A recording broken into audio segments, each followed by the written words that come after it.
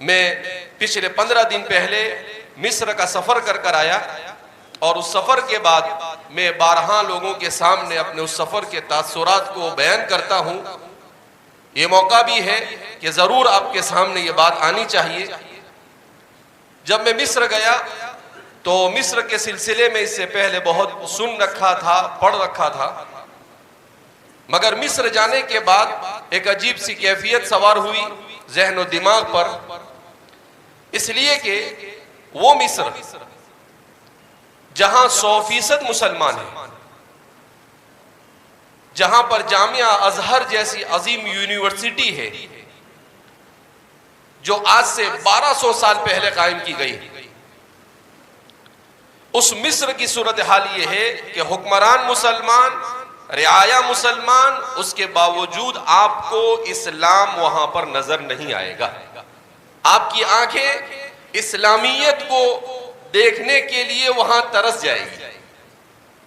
مجھے 3 دن تک وہاں پر اسلام ڈھونڈنے سے بھی نظر نہیں آیا۔ اس کی وجہ یہ کہ ان لوگوں نے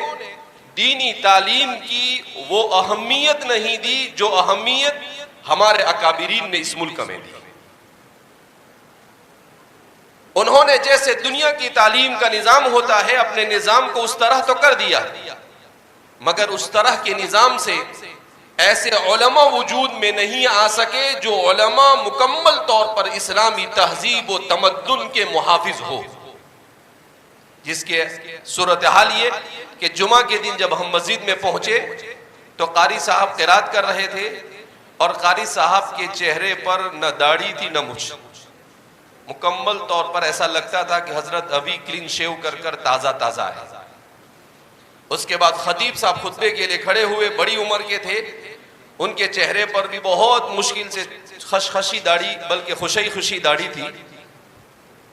اور جب امام صاحب آگے بڑھے ان کے چہرے پر بھی نہ داڑھی نہ مچھ، کچھ بھی نہیں،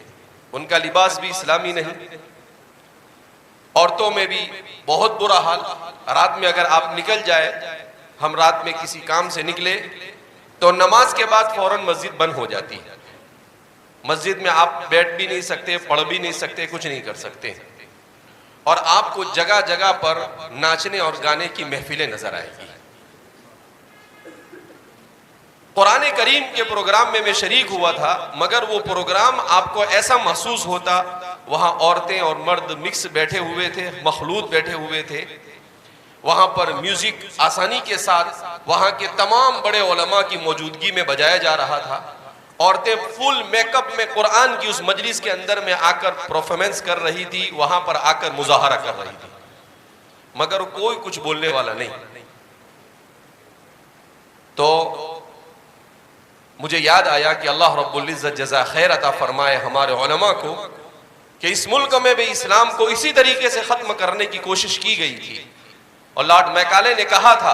1833 میں کہ میں اسلام کو اس ملک سے 50 سال میں ایسے ختم کر دوں گا کہ کہیں پر اسلام کا نام و نشان نظر نہیں آئے گا۔ الحمدللہ 190 سال کے بعد اس ملک میں ہی نہیں، اس کے اطراف و اکناف میں ملا کر 70 کروڑ سے زیادہ مسلمان آج بھی موجود ہے، اور انگریز ڈھونڈنے سے نظر نہیں آتا ہے۔ جاء الحق وزهق الباطل ان الباطل كان زهوقا۔